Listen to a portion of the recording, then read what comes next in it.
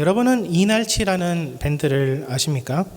이제 조선 후기 8대 명창 중에 이날치라는 분이 계셨다고 하는데, 그분의 이름을 딴 밴드로서 이제 한 가지 특이한 점은 전통 악기를 사용하는 것이 아니라 베이스 기타 2대 그리고 서양 드럼으로 반주를 하면서 그 위에 국악 곡조를 얹어서 소위 조선의 힙합을 추구하는 밴드라고 합니다. 코로나가 한창 유행할 때에 이날치 밴드의 범 내려온다라는 곡이 히트를 쳤었는데요. 그 유튜브 영상에 달리는 댓글들이 나 국악 좋아했네 라는 댓글들이 달렸던 것을 기억합니다. 이들이 어떻게 하여서 이렇게 현대적인 그 국악 음악을 추구할 수 있었나라고 물었을 때에 그들은 아니 한번 생각해 보세요. 흥선대원군이나 고종 때 하던 판소리랑 영정조 시대 때 하던 판소리랑 어떻게 같을 수 있겠습니까? 우리도 그냥 판소리를 하는 것일 뿐인데 오늘날 시대에 판소리를 하는 것일 뿐입니다 라고 하더라고요. 좋은 전통을 현대적인 상황에 맞게 풀어내는 능력은 사실 기독교인들에게도 중요합니다. 성경은 최대 한 3,500년 전에부터 그리고 최소 2,000년까지 그 사이에 쓰인 책이지요. 이렇게 오래된 책으로부터 오늘날 우리가 의미 있는 적용점들을 찾아야 하지만 우리가 성경을 읽었을 때에 유익이 있다라고 할 수 있을 것입니다. 그런데 이러한 점은 느헤미야 포로기한 공동체에게도 마찬가지였습니다. 느헤미야의 성벽 완성은 BC 444년에 이루어졌는데요. 모세 오경이 기록된 시기가 BC 약 1500년이라고 하니까 약 1100년 이전에 쓰인 책을 그들도 읽었던 것이지요. 지금으로부터 1000년 전에 책이 무엇이 나왔느냐라고 했을 때에 굉장히 까마득하더라고요. 이제 안셀름의 프로슬로기온, 모놀로기온이라든지 고려 시대에도 고려 초기 8만 대장경만 해도 이제 고려의 이제 중기 말기에 들어오는데, 근데 8만 대장경을 여러분이 직접 읽고 해석할 수 있는 분은 많지 않을 것이라고 봅니다. 그런데 오늘 본문에서 포로귀한 공동체는 이렇게 오래된 말씀을 생생하게 자기의 것으로 삼는 특별한 능력을 보여주고 있습니다. 오늘 본문에서는 특히 포로귀한 백성들이 말씀을 지키기로 결심하는 내용이 등장하는데요. 이 중에서는 물론 그저 이전에 주어졌던 율법 말씀을 그대로 지키겠다라고 하는 부분들도 있습니다. 이방인들과 통혼을 하지 않겠습니다. 예배 의식을 준수하겠습니다. 안식년마다 빚을 탕감하겠습니다. 등의 내용이 그러하고요. 그런데 나머지 부분들에 대해서는 성경에서 언제 한번 본 것 같은 내용들인데 뭔가 살짝 내용이 바뀌거나 새로 추가된 부분들이 있습니다. 우선 31절에는 안식일에 이방인들과 상거래하지 않겠다라고 결의하고 있는데요. 10계명 중에 4계명을 기억해 보시면은 안식일을 기억하여 거룩하게 지키라라고 되어 있고 아무 노동, 아무 일을 하지 말라라는 그러한 말씀이 있기는 하지만 특별히 상거래를 콕 집어서 상거래를 하지 말아라라는 그러한 명령은 없죠. 고대 사회에서는 그 물건을 사고 파는 것이 그렇게 활발하지 비교적 덜 활발했으니까 그것을 굳이 꼭 집어서 얘기할 필요가 없었는데 문명이 점점 발달하면서 안식일에 상거래를 하려는 유혹도 생겨났던 것입니다.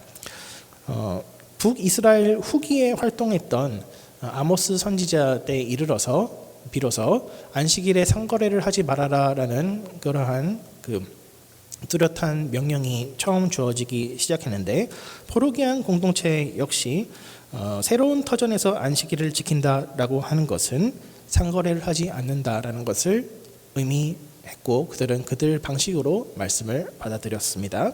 32절에 보시면은 이렇게 되어 있습니다. 우리가 또 스스로 규례를 정하기를 해마다 각기 세겔의 3분의 1을 수납하여 하나님의 전을 위하여 쓰게 하되라고 되어 있는데요. 이 말은 성전의 유지 보수 관리를 위하여서 성전세를 내겠다라고 하는데 그 32절 앞부분에 우리가 스스로 규례를 정했다라고 되어 있는 것은 사실상 이것이 예전에는 없었던 항목이다. 신설 항목이라는 사실을 보여주고 있습니다. 출애굽기에서는 이제 성전 세금 비슷한 거를 내라고 하기는 하고 있는데요. 그 출애굽기 30장의 말씀을 보시면은 네가 이스라엘 자손의 수효를 조사할 때에 그 세금을 거두라고 되어 있습니다. 그러니까 인구 조사를 할 때에 그 은 반세겔을 거둘 수 있도록 해 놓았는데요. 아시다시피 고대 이스라엘 사회에서는 인구조사라고 하는 것이 매년마다 이루어지는 것이 아니라 아주 가끔씩 다윗도 함부로 인구조사를 했다가 하나님한테 크게 혼난 적이 있죠. 인구조사를 되도록 하지 말아라 성경은 장려하고 있는데 아주 가끔씩만 이 성전세를 비정규적으로 거두었던 것을 이제 느헤미야 공동체는 성전을 좀 아름답게 가꾸고 싶은 그런 바람이 있어서 우리가 매년 은 3분의 1 세겔을 세금으로 우리끼리 거두는 세금으로 정하여 하나님께 드리겠습니다라고 정해놨던 것입니다. 또 34절에는요. 이제 나무 예물을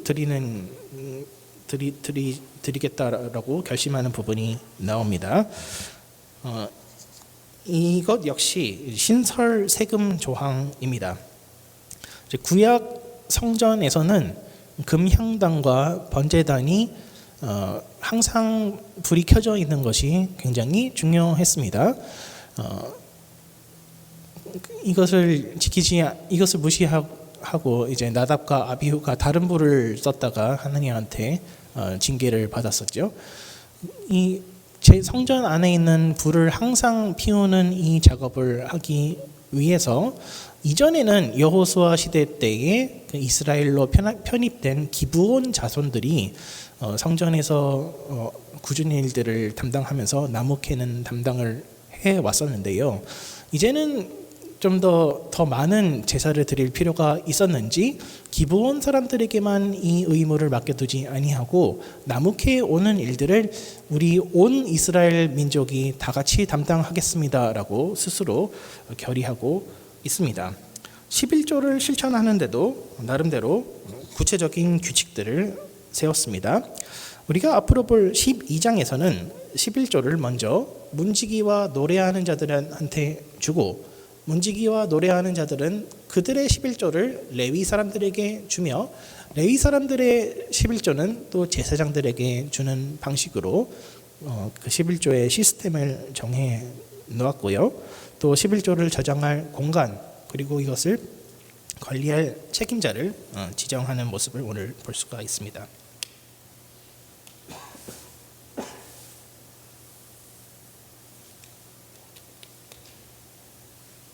죄송합니다.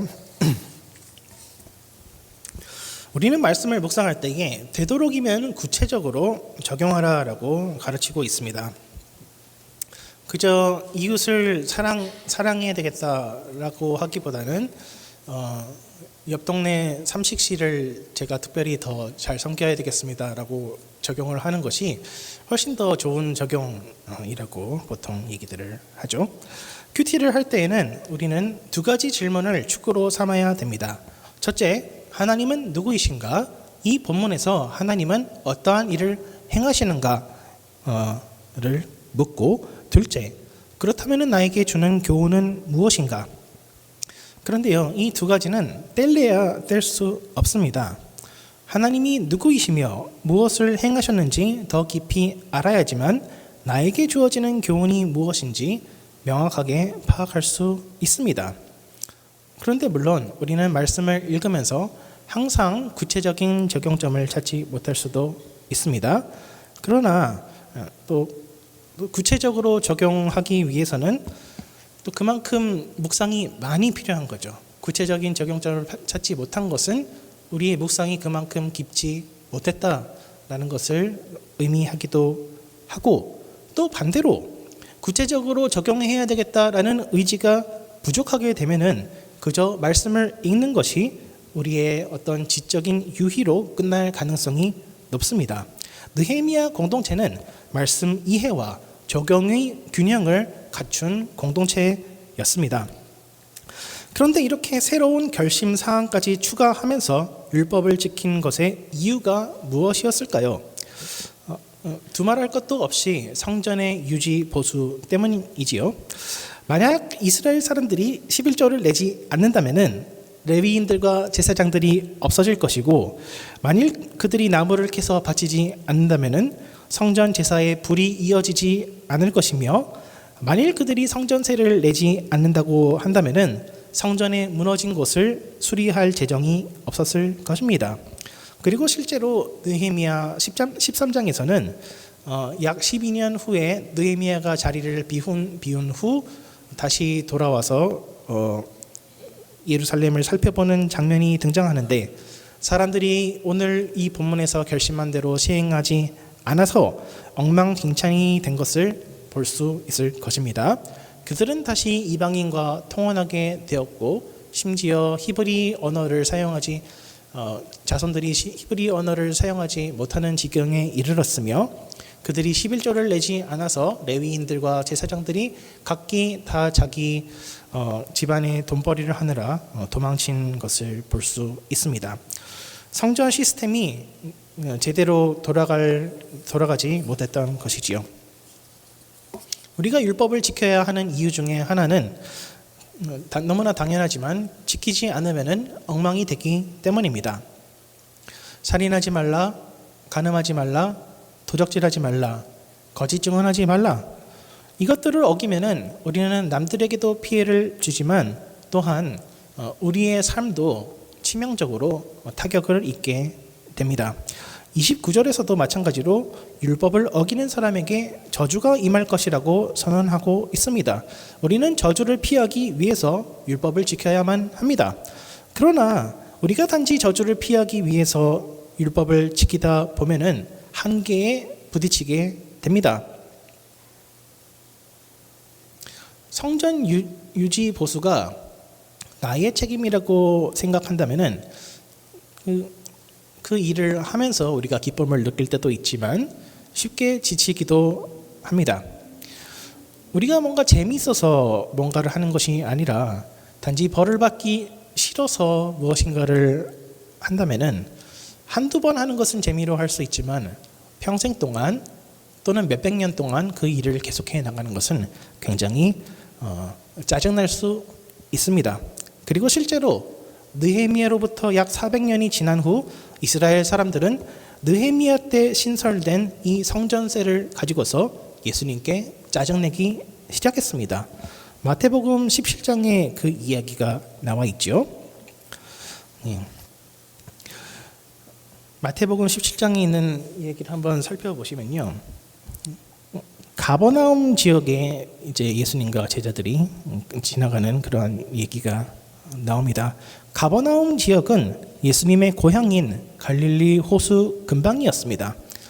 그러니까 예루살렘에서 꽤 거리가 있는 시골 동네였던 것이죠. 그런데 이 먼 곳 촌동네 가버나움에 반세계를 받는 사람들이 수금하러 다닌다라고 되어 있습니다. 느헤미야는 3분의 1 세계를 거두라라고 되어 있는데 예수님 당시에는 인플레이션이 심해가지고 이게 가격이 올랐습니다. 근데 이 사람들이 수금하는 사람들이 예수님께는 직접 뭐라고 하지 못하고 베드로에게 눈치를 줍니다. 야, 너네 선생님은 성전세도 안 내시냐?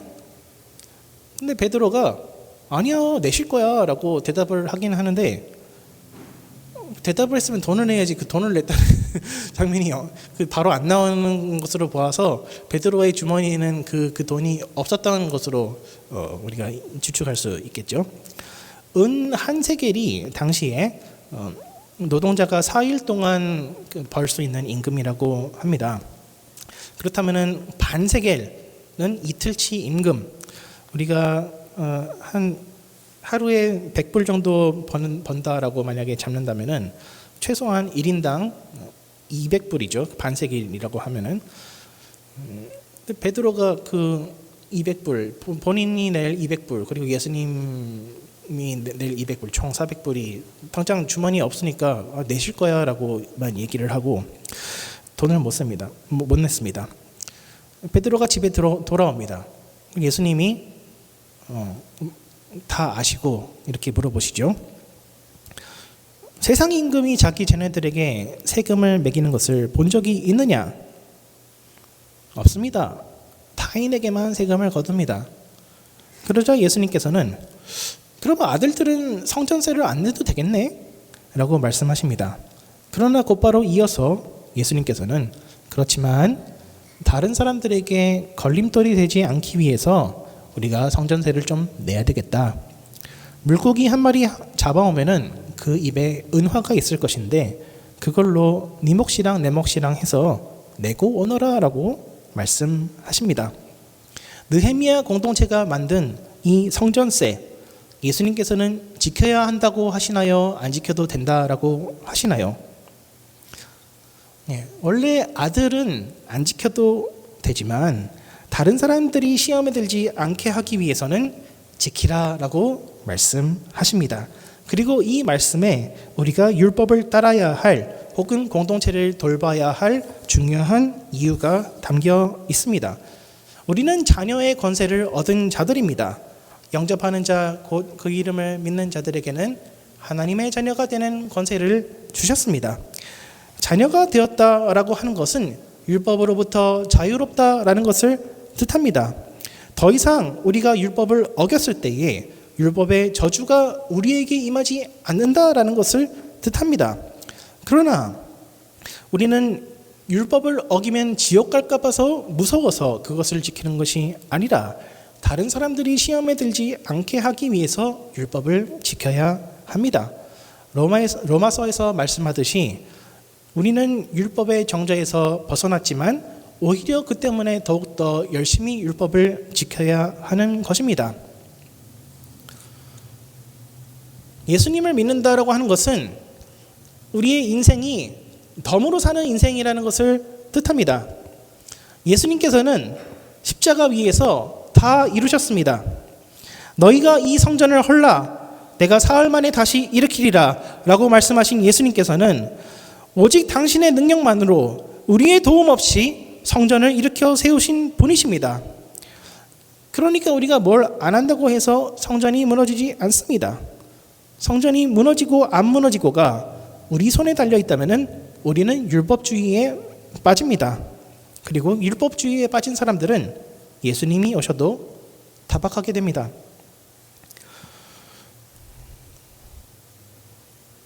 예루살렘 성전이 지어진 게 어디 이스라엘 사람들이 먼저 회개해서 우리가 하나님이 용서 안 하고 싶어 하시는데 우리가 열심을 내 가지고 회개 운동을 벌여 가지고 하나님의 마음을 돌려보자라고 해서 성전이 지어졌습니까? 아닙니다. 하나님은 이 모든 일들을 다 알고 계셨고 이미 이사야서에서부터 고레스가 이 일을 이룰 것이다. 나의 종 고레스가 이 일을 이룰 것이다 라고 해놓았습니다. 성전이 세워진 것도 포로기한 공동체의 노력과 회개의 열심을 통해서 이루어진 것이 아닙니다. 그러나 물론 그들이 성전을 방치하게 되면은 또 엉망진창이 되는 것도 마찬가지죠. 그래서 우리는 이 좌로나 우로나 치우치지 않기 위해서 율법을 지킨다는 것이 무엇인지, 공동체를 가꾸어 나간다는 것이 무엇인지, 은혜 가운데서 거하며 은혜 가운데서 올바른 생활을 한다는 것이 무엇인지 올바로 이해해야 하는 것입니다.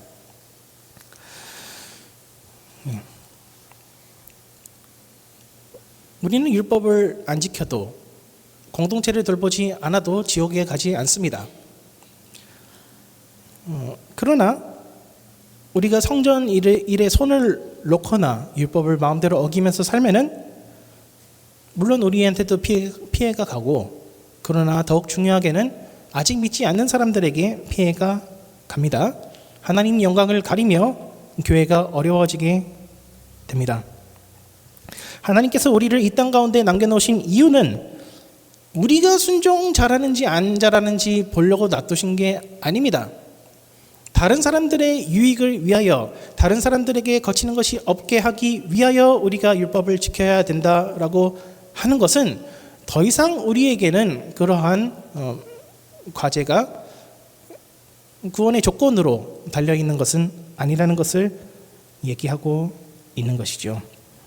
사도 바울도 마찬가지로 나만 생각하면 빨리 천국에 가고 싶은데 아직 사명이 있어서 못 가고 있다라고 얘기하고 있지 않습니까?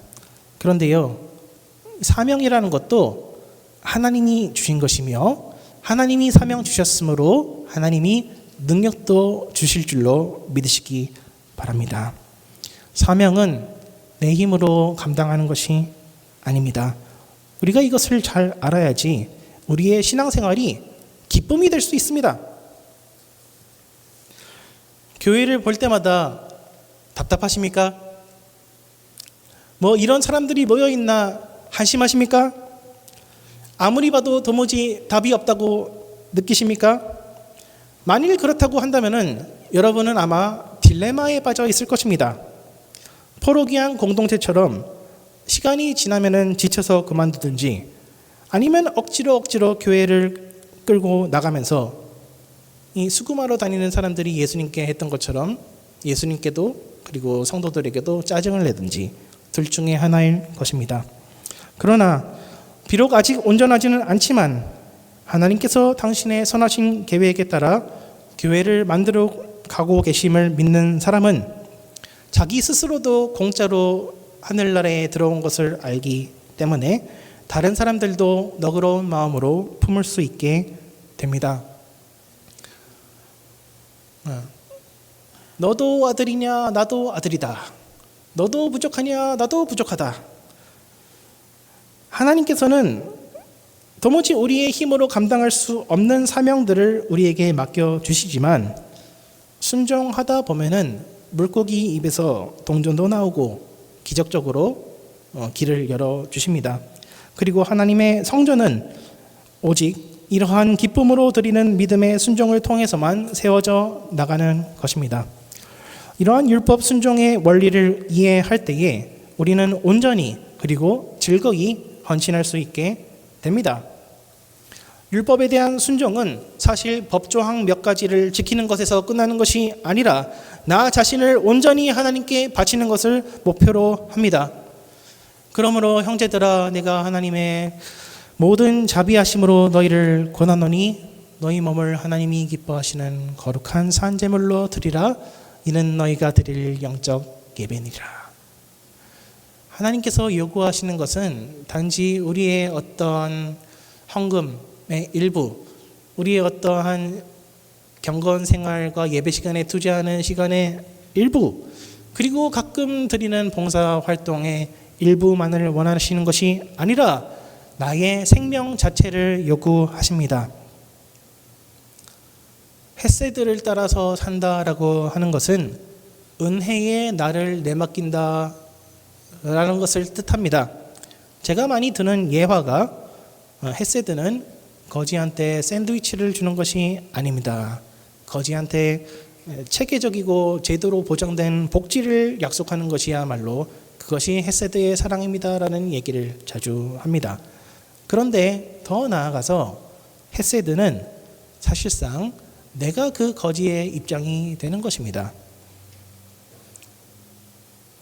예수님도 성전세를 낼 돈이 없어서 물고기 입에서 돈을 구하셨습니다. 11조를 낸다라고 하는 것은 나의 모든 것을 드린다는 뜻입니다. 11조를 내시는 분들은 아실 거예요. 이것이 얼마나 힘든 일인지. 내 모든 것을 드린다는 각오가 있을 때에 겨우 10분의 1이라도 드릴 수 있습니다. 그런데 처음부터 조금만 드려야 되겠다라고 작정하면은 10분의 1을 채우지 못합니다. 그런데요, 우리는 예수님을 더 많이 알면 알수록 예수님의 은혜를 더 많이 받으면 받을수록 더 많이 거지가 됩니다. 포로 귀한 공동체는 우선 11조를 거두어서 문지기들과 노래하는 자들에게 줍니다. 그리고 문지기와 노래하는 자들은 레위인들한테 11조를 바칩니다. 그리고 레위인들은 제사장들에게 11조를 바칩니다. 근데 원래 이게 이 두 단계가 아니었어요. 그러니까 원래 그냥 레위인들한테 11조를 주면은 그 레위인들이 제사장에게 주는 이 스텝이었는데, 그 제사장들은 어떻게 됩니까? 그 받는 11조가 훨씬 더 줄어들게 되는 것이죠. 여러분 같으면은 문지기를 하시겠어요? 제사장 하시겠어요? 문지기도 사람들이 11조를 안 내면은 자기 그 월급이 깎이는 사람들인데, 그래도 처음 걷어진 11조를 자기들이 먼저 챙겨갈 수가 있고, 그 남은 것으로 레위인들, 그러니까 원래는 구분이 문지기도 레위인인데 특별히 예배에서 더 가까이 섬기는 레위인들에게 11조를 주고, 또 레위인들은 또 11조를 제사장들에게 주고, 이게 무슨 위계 질서 같고 특권층 무슨 특권 의식 아니냐라고 할 수 있겠지만, 특권 의식이 아니라 노블레스 오블리주죠. 하나님을 더 가까이 섬기면 섬길수록 더 많이 은혜에 의존하면서 살아야 한다라는 것을 의미하는 것입니다. 마찬가지로 11장 1절에서는 누가 과연 황폐한 예루살렘에서 살 것인가 라고 물었을 때에 백성들의 리더부터 모범을 좀 보여라 라고 대답하고 있습니다. 무슨 서울 아파트 청약 당첨이 된 것이 아니라 이것은 억지로 귀양 가는 것에 오히려 가깝다라고 할 수 있죠. 그래도 인원이 부족하니까 이번에는 이스라엘 사람들이 제비를 뽑아서 10명 중에 1명을 차출해서 예루살렘에 살게끔 합니다. 이때 11장 2절에서는 예루살렘에 거주하기를 자원하는 자들에게 백성들이 축복했다라고 기록되어 있습니다. 벌써 여기에서 삶의 11조가 나옵니다. 11조의 끝은, 11조의 목적은 나 자신을 하나님께 드리는 것입니다. 제가 얘기했었나요?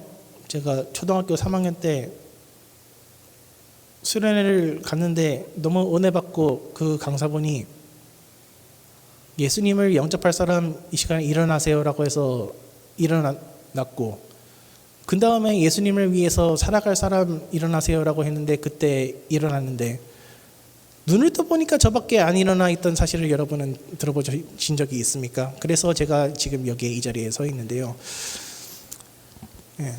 근데 저는 아직까지도 그게 이해가 안 돼요. 왜 예수님을 믿겠다고 해놓고서 예수님을 위해서 살지 않겠다고 할 수가 있는 것인지 아직도 좀 이해가 가지 않는 부분이 있습니다만은, 어쨌든 하나님께서 바라시는 것은 우리의 삶, 전적인 헌신입니다.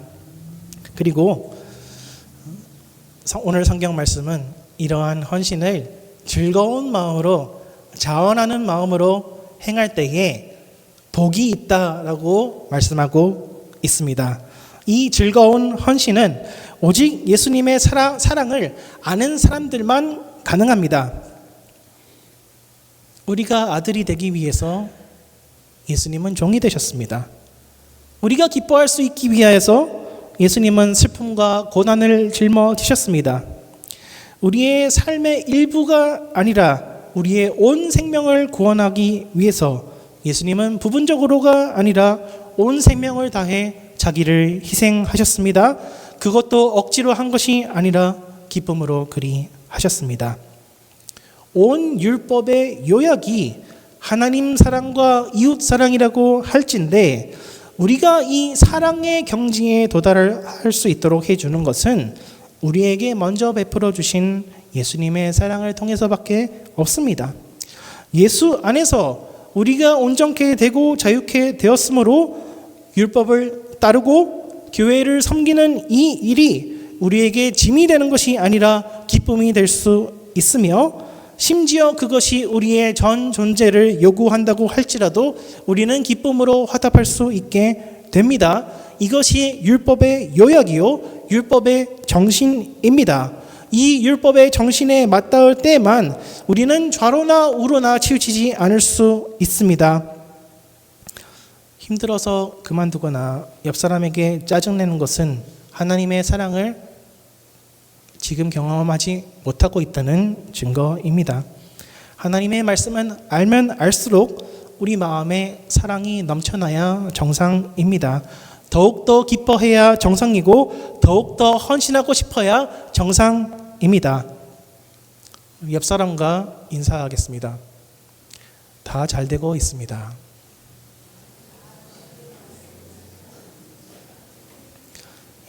정말입니다. 다 잘 되고 있습니다. 하나님이 세우신 교회는 사람이 무너뜨릴 수 없습니다. 내가 낮아질지라도 하나님만 높아지시면 됩니다. 순종하는 가운데 우리는 주님을 더욱더 닮아가게 될 것이며 그리할 때에 고난을 소화해낼 수 있는 우리의 역량이 더욱더 커지게 될 것이고 그로 인해 더욱더 우리는 주님을 찬양하게 될 것입니다. 말씀을 맺겠습니다. 전통을 온전히 해석할 수 있기 위해서는 전통이 가진 정신을 올바로 계승해야 합니다. 오늘 우리가 읽은 느헤미야의 말씀도 우리에게는 옛날 옛적의 이야기입니다. 말씀을 잘 이해하고 우리 상황에 구체적으로 적용하는 것도 중요하지만 결국에 중요한 것은 우리가 이 율법책의 정신, 그 안에 담긴 복음, 그 복음이 주는 자유함, 그 자유함이 이끄는 삶의 원리들을 이해하는 것입니다. 성령 안에서 변하지 않는 이 말씀이 우리에게 날마다 새롭게 경험되기를 바랍니다. 예수 안에서 온전히 그리고 즐거이 자신을 드리는 저와 여러분 되시기를 축원합니다. 기도하겠습니다. 하나님 아버지 감사합니다. 우리를 위하여 예수 그리스도를 주시며 우리를 위하여 우리가 거할 곳 하늘 성전을 베풀어 주시고 우리를 위하여 지옥의 문들이라고 할지라도 그것을 삼킬 수 없는 이 땅 가운데에 하나님의 집, 하나님의 성전, 하나님의 교회를 허락하여 주심에 감사합니다. 우리보다 우리 교회를 더욱더 사랑하시는 줄로 우리가 믿고 따르며 순종하며 나아갈 때에 주님께서 예비해 두신 모든 축복들을 하나도 빠짐없이 경험하는 우리 모두가 되게 하여 주시옵소서. 감사드리며 예수 그리스도의 이름으로 기도드리옵나이다.